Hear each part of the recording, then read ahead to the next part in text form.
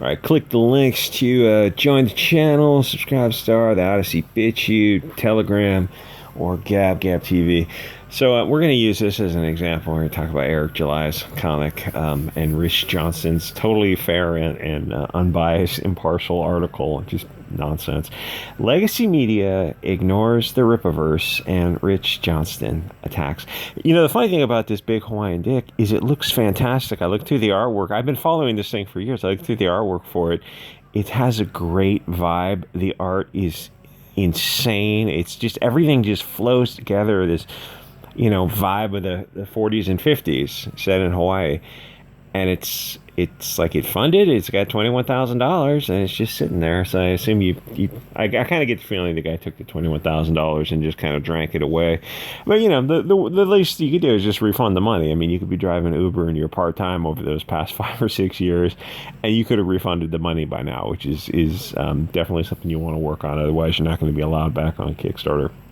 So first of all, congratulations to Eric July. If you follow Comicsgate and the crowdfunding scene, you know how much work he has already put into producing his comics. It takes a lot to get a comic off the ground, and Eric did all the prep work ahead of time.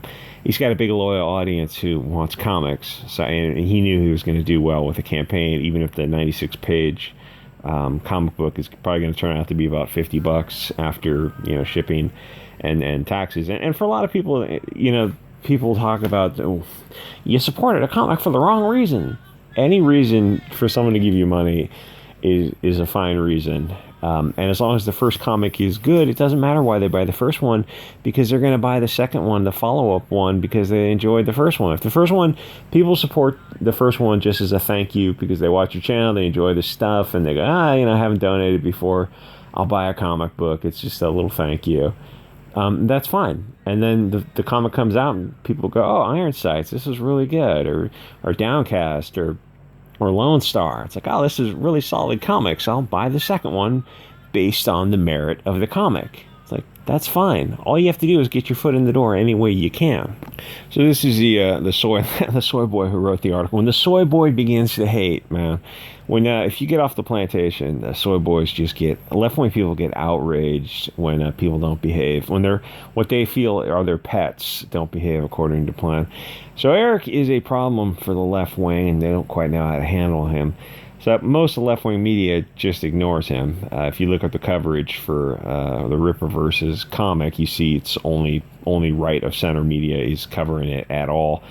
So, you know, hey, credit to Bleeding Cool for at least touching on it. Because to acknowledge him hurts their narrative, and it hurts their insane narrative about Comicsgate. But Rich Johnston at Bleeding Cool has to find some way to go after Eric and Comicsgate, because the Comicsgate narrative has been an insane straw man the whole time. And Johnston does the same straw man with the definition of woke, who Rich defines one way, which is BS because everyone's going to define it differently. Many people loosely define it as cringy, cat lady, heavy-handed lectures on how much they hate Trump or their dads. But everyone's defining it differently. Most people don't want to be lectured to by soy boys in a comic. Comics are just a fun way to tell a story, not some whack job left-wing politics that are popular for the moment. And, you know, are probably not going to age very well. I remember reading Immortal Hulk last year, I think, and Al Ewing shoehorned a trans character into the story because the whole trans thing was a popular buzz topic for the moment, and he only put it in there to virtue signal to SJWs. It's just, it felt as heavy-handed as it was. There was no reason to put this character in there, and it's like, I'm gonna virtue signal to the SJWs. So did it result in sales? Not so much, no. SJWs want lectures in comics, but then they don't buy them. They want you to buy them.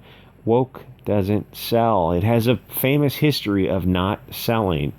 People do not want the same story every time, which is what SJWs do. If you see a cover and it has a fair and a dark character on it, you don't need to pick it up because the story is started and concluded on the cover.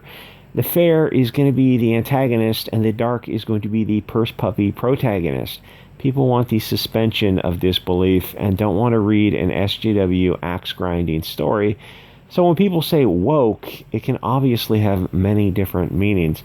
In the comments of this article, SJW Soyboys are virtue signaling to each other about how much they hate istophobicism. Great, so do many of us, but we hate it against everybody. You guys just hate one group of people. Not people look like you and me. Because the SJWs were the true racists the whole time. Yeah, no shit. I'm glad you're finally waking up to that. Really, the left and right are getting so far apart. We've got different definitions for the same words. We get completely different understandings about terms and concepts. It's like just a Tower of Babel, pretty much. Oh, Eric Weathers has got a channel on YouTube. He's a very good artist. So, for the Rich Johnson to argue strawman semantics, it's just pointless and disingenuous. I think he knows it. We don't even need to bother talking to each other anymore because we're on different pages and we're just kind of talking past each other. At this point, it's like, why don't you just leave each other alone to make their comics? And the thing is, Comicsgate brand of comics, the model of comics that just aren't SJW Bolshevik propaganda, are doing pretty well. It turns out there's a market for it. Like, no, they're never going to compete with Marvel or Disney. Those have an enmeshed market base, but it shows you that there is a market for stuff that's just not. My Marxist college professor told me that this would do well. Yeah, these comics suck. Before the Wu flu, when the comic tracking financials switched to digital and they were tracking the paper sales, you could see the sales of these comics and they were horrible.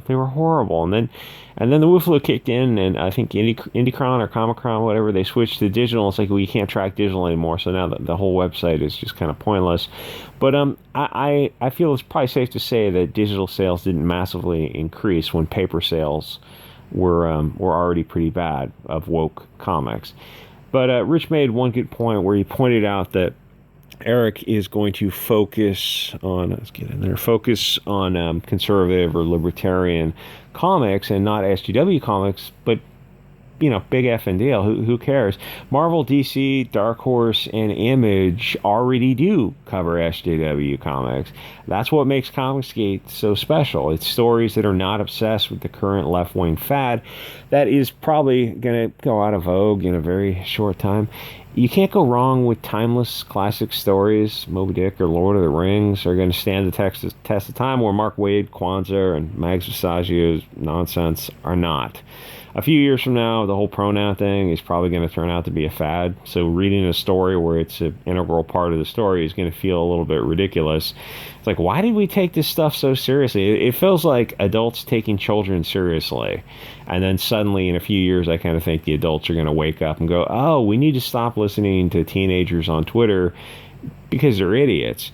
People are obsessed with sexuality now. In 20 years, it's probably just going to simply... I mean, things, fads come and go.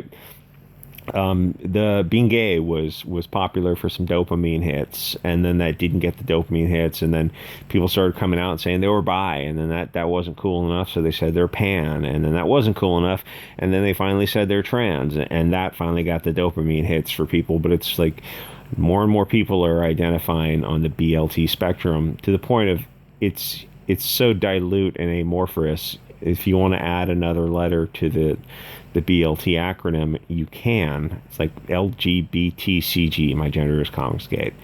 Is it serious? Well, if I feel it's serious, it's serious.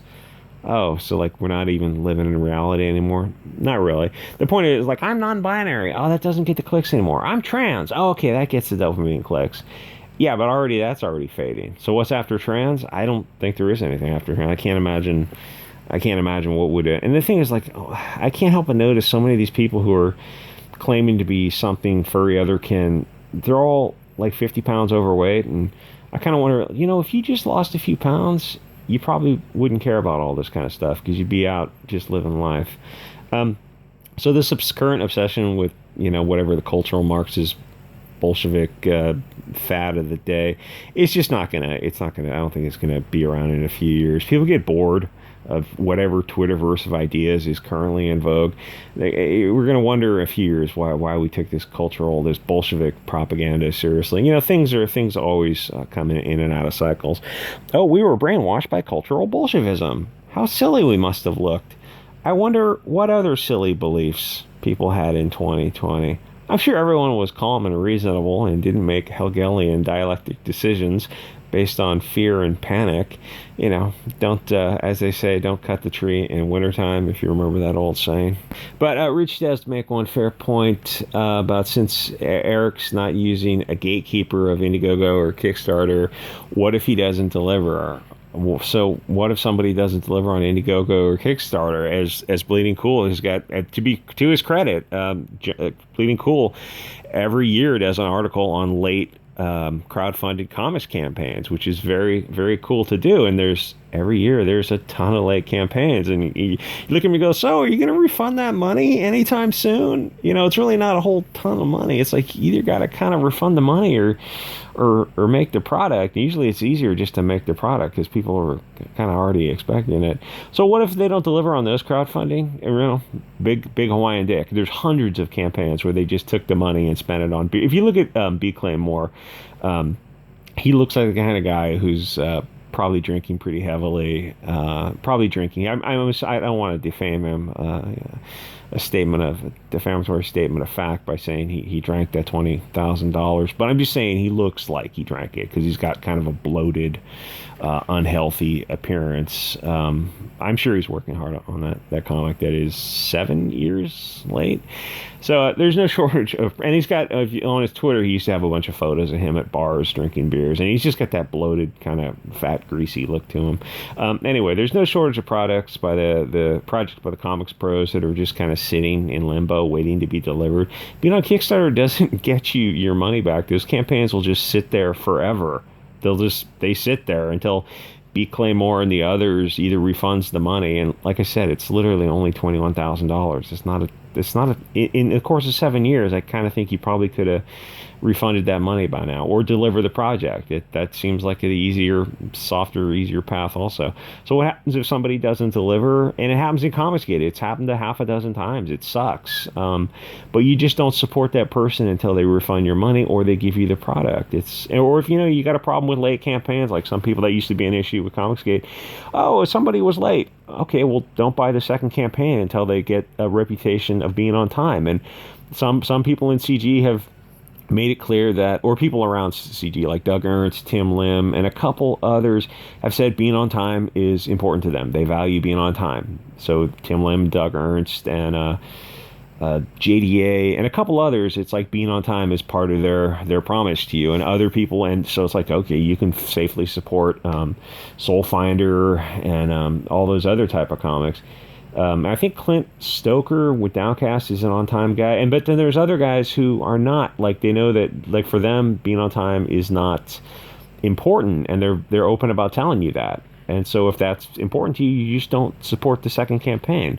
It's just until, like Zach has got a history of being late. It's like, well, you don't support him until he turns around and goes, okay, I'm going to start doing on-time campaigns, and it's just as easy as that. Anyway, this is this Bleeding Cool article. I could go on for longer and longer with Rich Johnson, but it's just the whole thing is just so stupid. He did an article like 2 years ago about late campaigns, like I said, and the only reason he did that article at the time was so he could include EVS's Cyberfrog, which was late. So it was like 35 SJWs who were late, and then you had EVS and Cyberfrog that was late, and it felt like that was the focus of the article. Like, he put that in there so he could put EVS. It's just kind of what it felt like to me. But anyway, check out. Here's the thing with we'll get the art on here with what's this guy, Eric July. He's a comic book fan. He's a comic book guy, and usually those guys are going to put something together that you can trust. Like I was saying, when Engeltine from I Love Comics and Eric Breen are these two guys who do this show on his channel. When they put out a comic, I keep telling them, like, dude, you guys got to put out a comic. I will be first in line to support you guys, just as a thank you for the free entertainment, for the years of free entertainment, because I don't want to give YouTube the 30%. When they put out a comic, it's probably going to be pretty good because they have a long history of enjoying the medium of comics. So, maybe someone can talk to them and tell them to put something together. Anyway, like, comment, subscribe. See you guys on the next episode.